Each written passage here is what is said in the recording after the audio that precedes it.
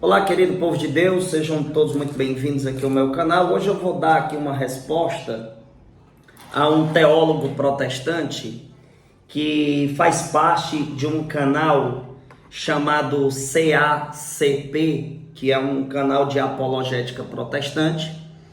E eu vou mostrar aqui para vocês um teólogo. O cara diz que é teólogo, né? E de fato ele é um teólogo, né? Lá nas formações protestantes, que eu considero extremamente fracas, né? Eu considero assim, porque se fossem fortes mesmo, fosse uma teologia forte, eles não seriam protestantes, né? Então eu prefiro considerar assim.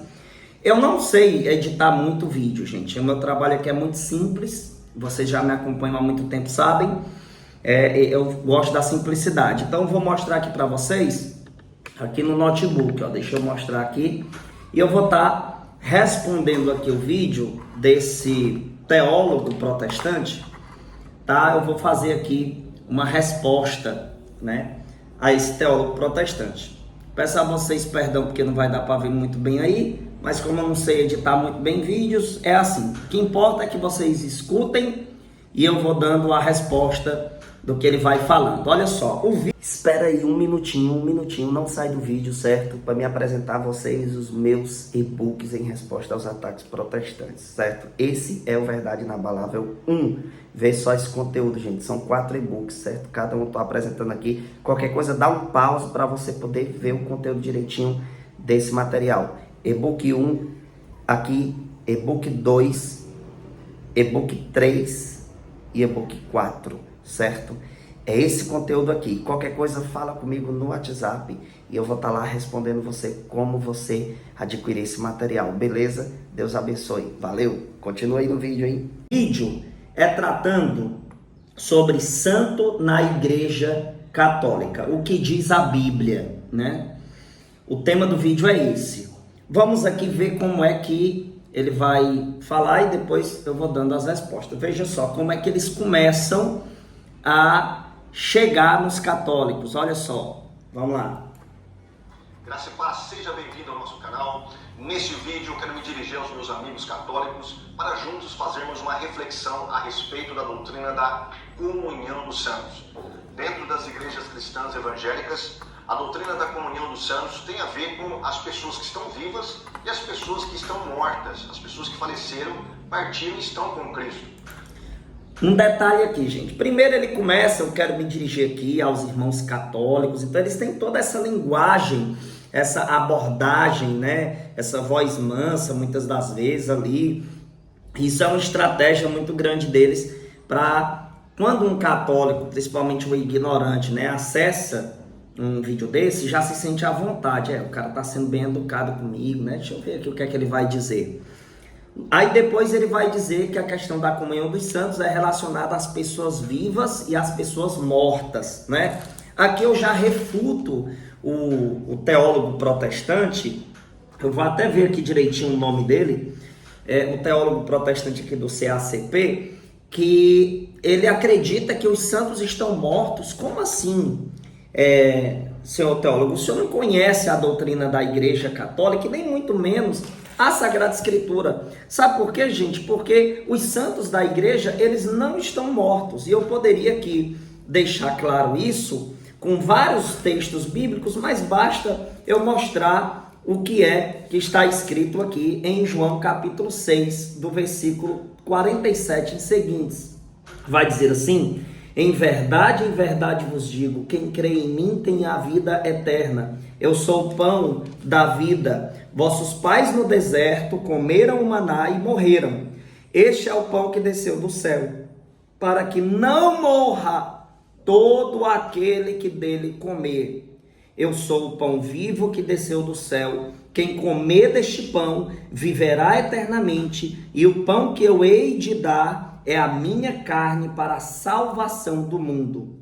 Veja só, nosso Senhor deixa claro que aqueles que têm comunhão verdadeira com Ele, comungam Jesus Eucarístico, jamais iriam morrer. O que acontece é uma passagem para a vida eterna, mas os santos não estão mortos. Entendam isso já no início desse vídeo aqui. Já quero refutar aqui ele nesse pensamento, porque ele está dizendo que os santos estão mortos, os falecidos. Vamos lá.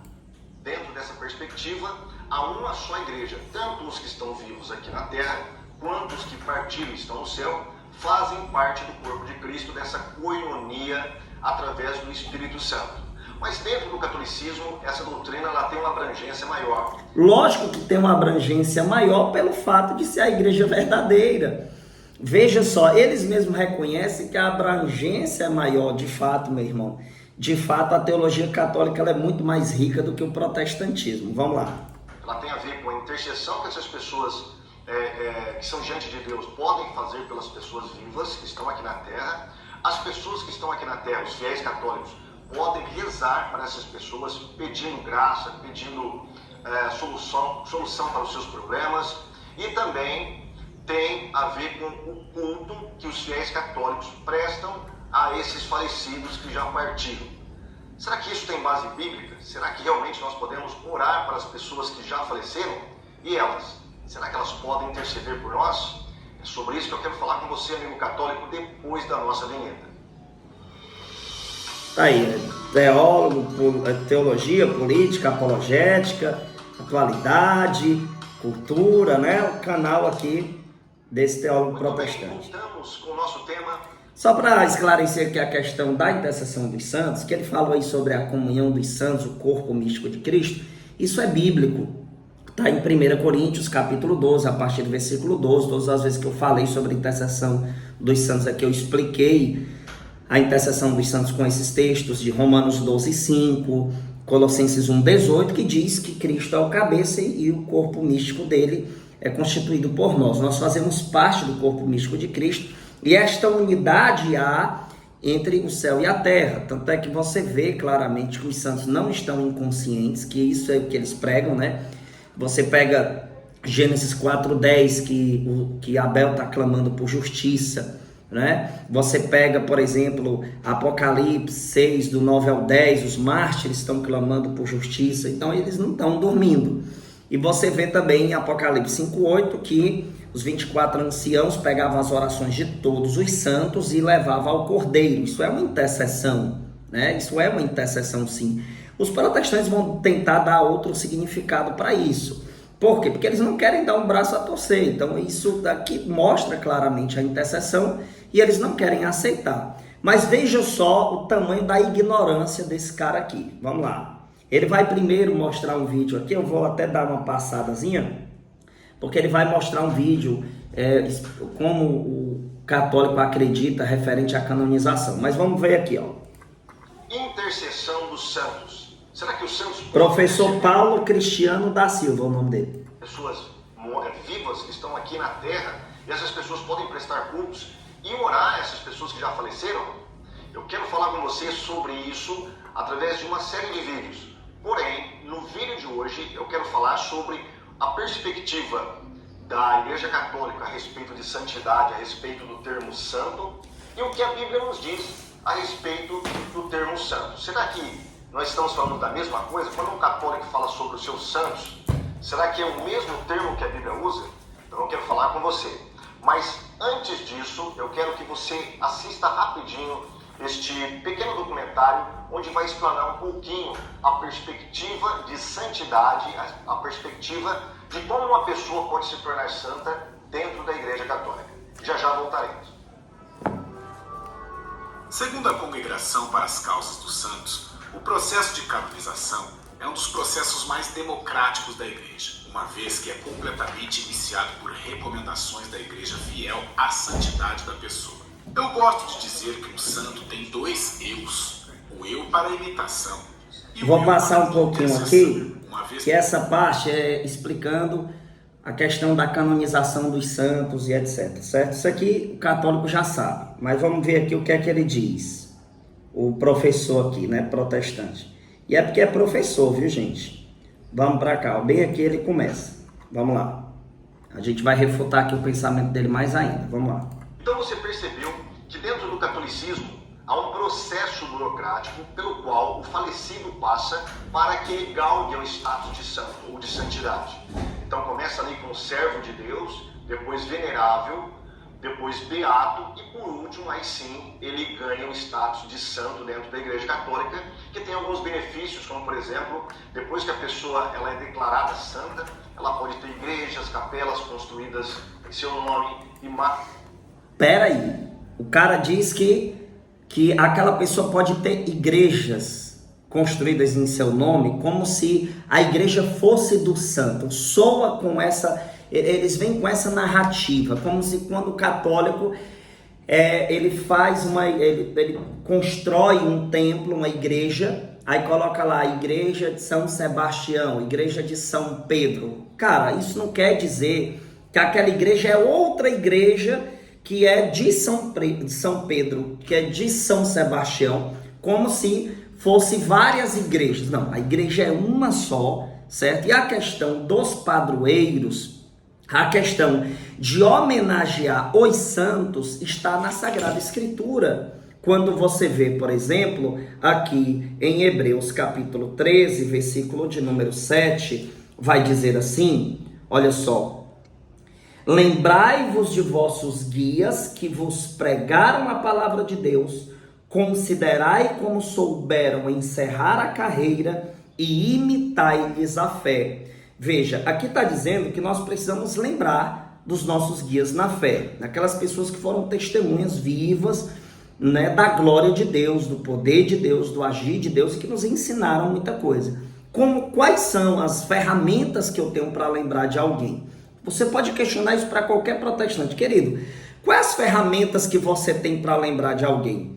Toda e qualquer pessoa vai dizer que as ferramentas que nós temos para lembrar de alguém é uma foto, é uma imagem de escultura, é uma lembrança de uma convivência, não é verdade? Existem várias formas de eu poder lembrar de alguém. E uma das formas é através das imagens. Então, quando você vê as igrejas católicas com uma imagem de um santo lá na frente, não quer dizer que aquela igreja ali é uma outra igreja que pertence só àquele santo. Veja como a visão protestante ela é muito pobre. Eles não conseguem entender o sentido espiritual das coisas. Eles não conseguem ter profundidade no entendimento. Veja, aqui diz claramente em Hebreus 13, 7, lembrai-vos de vossos guias que vos pregaram a palavra de Deus. Considerai, eu preciso ter consideração. E considerar muito alguém é ter uma veneração para aquela pessoa. Considerai como souberam encerrar a carreira e imitai-lhes a fé. A gente imita os santos. Por isso que devemos lembrar de ver como eles se vestiam, de ver o que eles pregavam, a vida deles, para que com isso seja instrumento de Deus na nossa vida. Tanto é que Paulo, em 1 Coríntios 11, do 1 ao 2, Paulo vai dizer, sejais meus imitadores como eu sou de Cristo. Por que ele não disse logo, seja imitador de Cristo? Porque Paulo tem um testemunho, teve uma forma de viver para Deus. E aquela forma de viver dele para Deus reflete para nós o agir do Espírito Santo de Deus. E nós devemos imitá-lo. Está aqui na Sagrada Escritura. É por isso que existem os padroeiros, tá? Vamos lá. Imagens, fotografias, ela pode ser venerada, né, entre aspas, como os católicos utilizam essa palavra. Veja, venerada entre aspas, qual é essas aspas? É porque o protestante, ele diz que toda veneração é adoração. Nossa, isso é de uma burrice tão grande, gente, me perdoa a sinceridade, porque tem horas que realmente não dá para tolerar isso.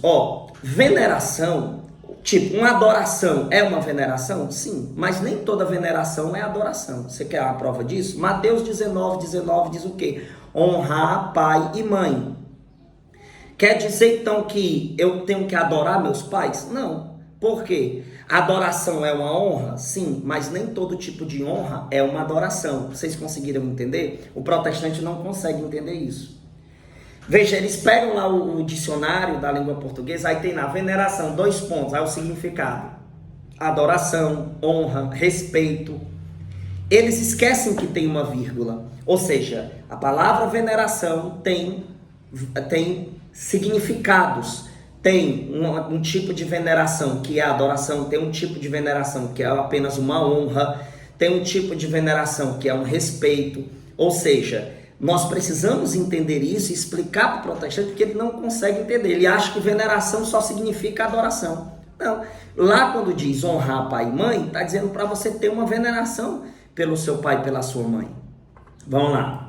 Depois nós podemos até conversar um pouquinho sobre a diferença entre adorar e venerar, mas usando o termo católico... Sobre a diferença de adorar e venerar, tá vendo aí? Eles mesmos se enrolam. O cara aqui está mostrando até, na fala dele mesmo ele mostra. Vamos depois seguir, estudar o significado da diferença de venerar e adorar. Olha aí. Elas são veneradas publicamente no culto público, elas podem ter um calendário, um dia de festa dentro do calendário da Igreja Romana, enfim, são vários benefícios para quem se torna santo. Mas será que é esse processo burocrático que nós encontramos na Bíblia? Será que pessoas especiais que realizaram milagres depois de mortas, será que essas pessoas que estão capacitadas para serem santas? Vamos ver então o que a Bíblia diz sobre isso. Nós encontramos na Bíblia Sagrada que pessoas, primeiro, as pessoas que são declaradas santas no Novo Testamento e no Antigo também, eram pessoas comuns, pessoas totalmente comuns, não eram superdotados, não eram pessoas com super santidades. Não... E quem foi que disse que os santos não eram pessoas comuns? Gente, pelo amor de Deus, que criatura ignorante, meu Deus. Esse cara disse que é teólogo, meu Deus do céu, e esse vídeo vai chegar até ele. Quem foi que disse que os santos não eram pessoas simples? Pessoas normais. Diferença é que decidiram radicalmente serem de Deus. Renunciar ao diabo, ao mundo e à carne. O cara está falando aqui como se o católico acreditasse que São Sebastião, ou São Pedro, Santa Faustina, eram pessoas especiais que foram ali programadas por Deus a não pecar, a serem superdotadas. Olha o entendimento do cara. Tá vendo como é que esse povo conhece a fé católica, gente? Esse povo não conhece a fé católica. Eles não estudam a fé católica e fala isso. E o cara que se diz teólogo. Que teologia é essa? Cadê a honestidade intelectual desse sujeito? Pelo amor de Deus, olha aí. Não eram pessoas que realizavam milagres. Não eram pessoas que realizavam milagres? Meu Deus do céu, peraí, deixa eu ir para a Bíblia, já que o protestante diz, né, tem que ser na palavra, né, tem que ser na palavra. Vamos ver aqui. Entenda quando a gente fala sobre a questão dos santos e os milagres, é isso aqui, ó. Pega aqui em sua Bíblia, certo? Atos dos Apóstolos, deixa eu achar aqui, do versículo 11 ao 12, diz assim, ó. Deus fazia milagres extraordinários por intermédio de Paulo. Como é que o cara disse que os santos não eram instrumentos de milagres? Agora, ele disse aqui que os santos não fazem milagres. Ora, mas eles são instrumentos do agir de Deus para milagres acontecerem. O católico, ele não acredita que é o São Pedro que vai fazer um milagre na minha vida, que é o São Paulo, a Santa Faustina que vai fazer um milagre na minha vida. Não, a gente acredita que Deus faz milagres em nossas vidas por intermédio dos santos. Tá? Para você ver como esse povo ele não conhece a fé católica. Eles não param para estudar de fato o catolicismo, mas se coloca à disposição de gravar vídeos contra a Igreja Católica. Isso é desonestidade intelectual. Na Sagrada Escritura diz, Atos 19, do 11 ao 12, Deus fazia milagres extraordinários por intermédio de Paulo, de modo que lenços e panos que tinham tocado em seu corpo eram levados aos enfermos e afastavam-se deles as doenças e retiravam-se os espíritos malignos. Olha só, para que esse por intermédio de Paulo? Por que Deus não fazia logo e pronto? Precisa ter o intermédio de Paulo aqui. Tá vendo? Porque Deus faz questão de usar os santos. Deus faz questão de tê-los como instrumento. Mas veja, o protestante não sabe o que é fé católica, mas grava falando sobre fé católica. Olha só. Não eram pessoas que passaram por um processo burocrático de investigação da sua vida, da sua piedade, de seus milagres. Eram simplesmente pessoas que estavam no meio da igreja. E o apóstolo Paulo nos diz que essa santidade ela é dada não por uma instituição, mas sim pelo próprio Deus, através de vários elementos que proporcionou a morte de Cristo para nós. Por exemplo, em Romanos capítulo 15, versículo 25, preste atenção, se você tiver a sua Bíblia, você pode analisar a sua Bíblia católica também, viu? Você que é católico, está com a sua Bíblia aí, abra ela em Romanos capítulo 15, versículo 25, e observe como que o apóstolo Paulo trata as pessoas como santas. Mas agora vou a Jerusalém para ministrar aos santos. Não há distinção nenhuma. Ele está falando de pessoas que estavam vivas aqui na terra e eram declaradas santas.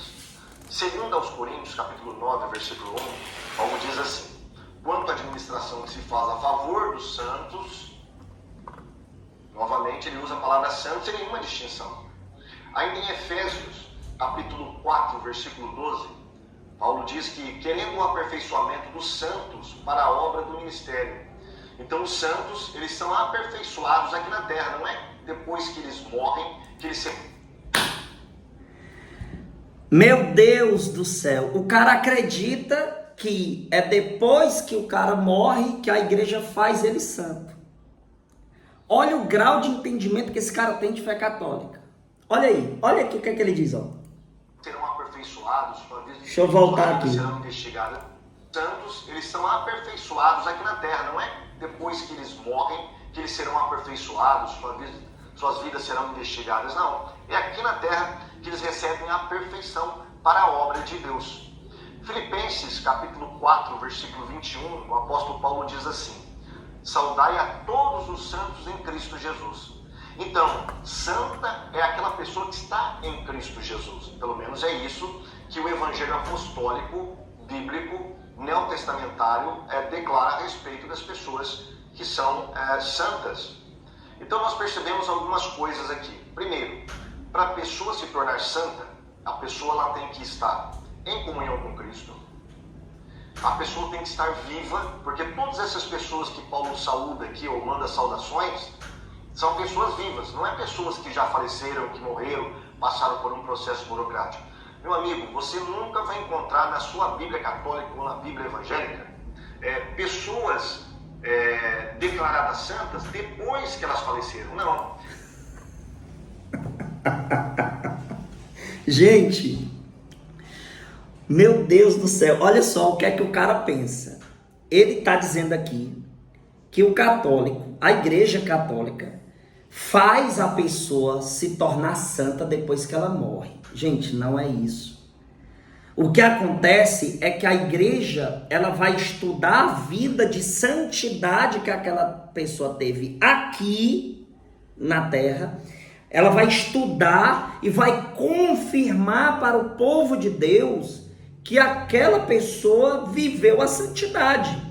Aí ele disse que não tem na Bíblia, olha só aqui, deixa eu colocar aqui de novo, olha só aqui, olha só. Encontrar na sua Bíblia católica ou na Bíblia evangélica pessoas declaradas santas depois que elas faleceram, não. Opa, não, senhor teólogo, pega a sua Bíblia, eu acho que o senhor não tem Bíblia em casa, porque se você pega aqui, né, Hebreus capítulo 11, vai estar dizendo assim: a fé é o fundamento da esperança, é uma certeza a respeito do que não se vê.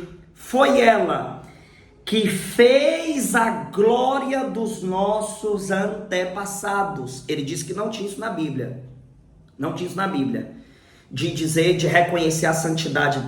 Querido, primeiro ele diz que, ele fala como se a igreja dissesse que São João Paulo II está sendo feito santo agora, viu gente? Não é quando ele estava vivo não, é agora que a gente está fazendo ele ser santo. O cara não entende do que é processo de canonização, ele não entende. Quando a igreja, ela se pronuncia referente à canonização, ela está confirmando para o povo de Deus que aquela pessoa viveu a santidade quando estava em vida. Depois olha aqui o que diz aqui a Sagrada Escritura. Foi ela quem fez, ela o que? A fé fez a glória dos nossos antepassados. Aí vem aquele protestante: Deus não divide sua glória com ninguém. Deus não divide a glória dele com ninguém. Em que sentido? Ele não vai fazer outra pessoa ser Deus como ele é Deus. E outra, ele tem que ser adorado de forma única, Pai, Filho e Espírito Santo. Ele não aceita ninguém receber adoração, nem Maria, nem São José, nem nenhum santo.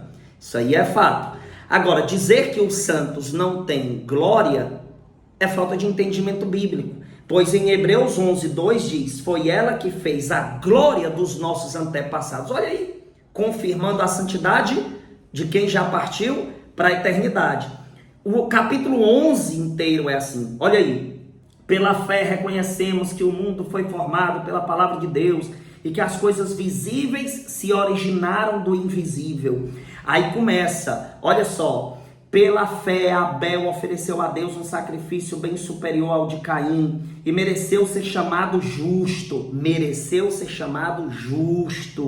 porque Deus aceitou as suas ofertas, graças a ela é que apesar de sua morte, ele ainda fala. Apesar de sua morte, ele ainda fala. É isso que acontece com os santos católicos, né? Que a igreja, quando confirma a santidade deles, eles ainda falam pra gente, ainda prega pra gente com o testemunho que deixaram, com a história que deixaram de santidade.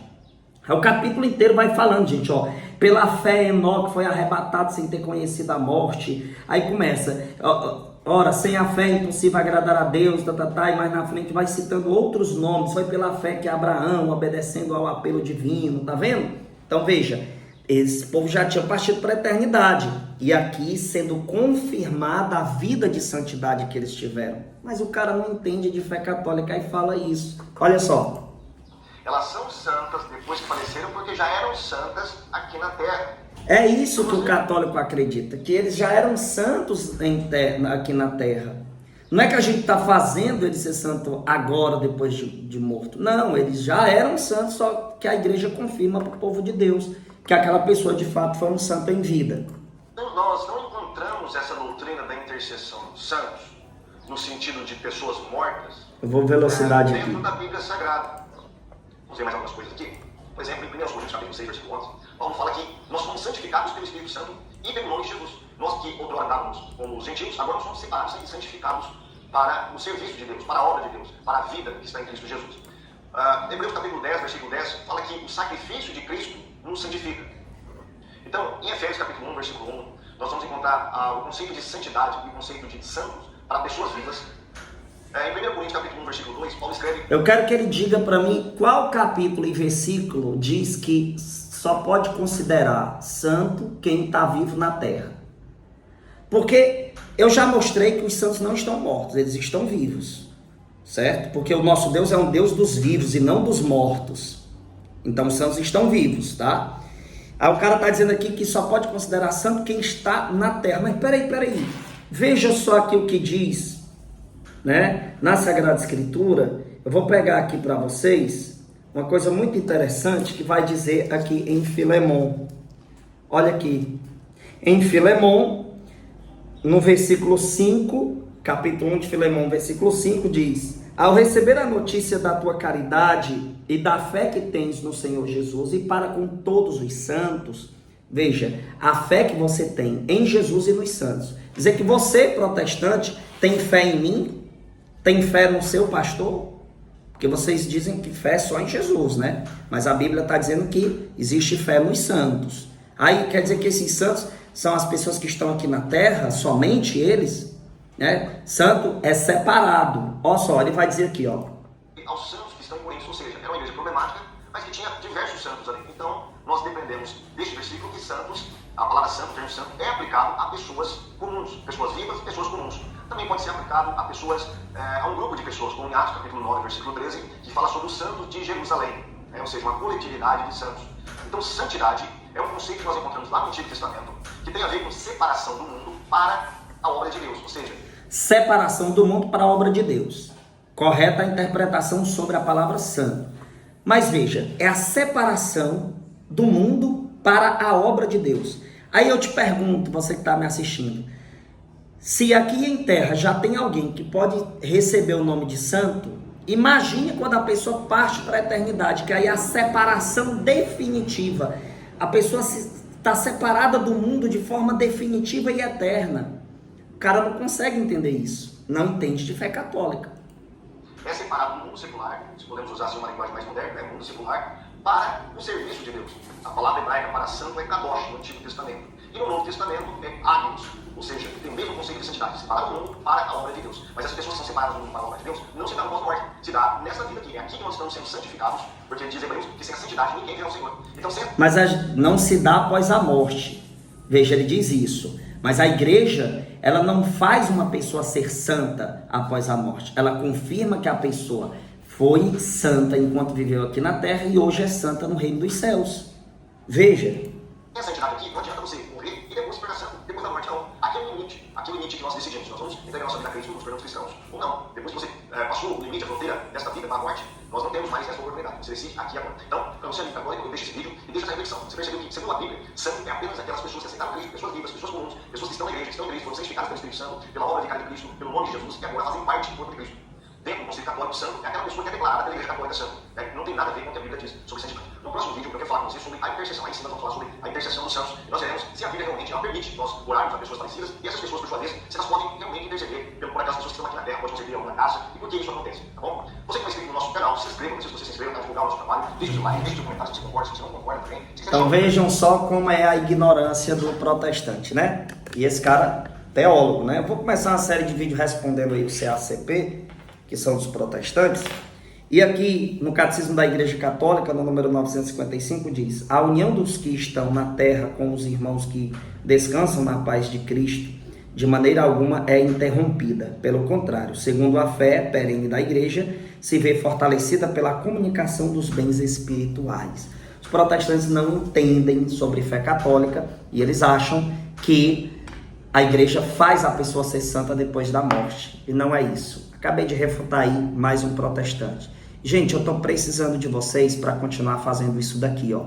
Vai, assiste aí e ajuda. Com a partir de R$1, você contribui para a gente continuar esse trabalho aqui, ó. Veja aí. Olá, meu povo. Que Deus abençoe vocês. Estou aqui para tratar de um assunto muito sério. Nós estamos aqui, gente, ó, em Santana do Acaraú. E eu vou estar visitando uma família agora para doar uma cesta básica, que é através das doações que eu recebo dos seguidores do YouTube. E aqui ao meu lado tá o rapaz que vai receber. Eu não vou filmar ele, lógico, que eu não gosto de expor as pessoas necessitadas, mas só para vocês verem aqui o relato dele, ó. Chico, meu amigo, boa noite. Boa noite. Deus abençoe sua vida. Chico nunca participou de uma entrevista não, hein, Chico? Não, né? O Chico tá aqui, gente. Ele fez questão de tá nesse vídeo, né? Não é algo forçado, mas é só para vocês verem a realidade daqui. Chico, Santana do Acaraú tem muita gente necessitada. Tem um bocado. Essa cesta básica, quando eu lhe dou, ajuda muito, né, meu irmão? Lá na sua casa são várias pessoas. Lá é 12. 12 pessoas. 12 pessoas. Olha só, gente, são 12 pessoas. Tu tá desempregado no momento? Tô desempregado, tô ajudando aqui o Binho, que ajuda aqui. Tu faz uns bicos, né, então? Dá um dinheirinho, ajuda lá. É. Quando eu tenho, quando eu não tenho... O Chico, gente, ele me relatou que hoje ele só... Foi hoje ou foi ontem? Só comeu arroz. Hoje só arroz. Só arroz mesmo, Só porque arroz. não tinha nada. Não tinha nada assim. Ele acabou de ligar, gente. Quem é que tá contigo no telefone? É a minha sobrinha. Tua sobrinha. É, que tá na igreja. Ela relatou que não tem nada hoje para Oi. comer. Vai ter agora que a gente vai no supermercado e a gente vai fazer uma cesta básica para lhe dar. Hoje que não ia ter comida na mesa da família do Chico e agora vai ter. Graças a Deus, acima de tudo, e a vocês que acompanham o nosso trabalho, né? Nosso trabalho é sério, a gente ajuda muitas pessoas. Ele tá de prova que eu acabei de vir de outro lugar, que a gente estava lá ajudando uma família carente. Levei inclusive brinquedo para 2 crianças. E agora a gente está indo na casa do Chico para fazer a entrega dessa cesta básica, que lá tava sem nada. Gente, você imagina aí, 12 pessoas tiveram que comer só arroz porque não tinha nada, né? Então você que está nos assistindo, ajuda a gente, né? Ajuda a gente. Tá aí e com a graça de Deus a gente vai conseguir ajudar mais e mais famílias, né? E agora a gente tá indo na casa do Chico fazer essa doação graças à contribuição de vocês. Então tá aqui o Pix na tela, tá aqui o QR Code para você fazer a sua ajuda. Quando fizer, manda para mim o comprovante nesse WhatsApp aqui, ó, tá bom? Para mim saber que a doação que está entrando é para essas missões, né? Tem cesta básica, tem o combustível do carro, tem alguns gastos, né? Tá bom? Muito obrigado a todos. O Pix está aqui embaixo. Envie o comprovante no WhatsApp para mim, tá bom? Não confunda, o Pix é esse que está aqui embaixo. Esse daqui é só o Zap para você enviar o comprovante, tá bom? Não é Pix do Zap, não. É esse aqui embaixo que é o Pix e aqui você envia o comprovante. Muito obrigado por tudo. Até a próxima.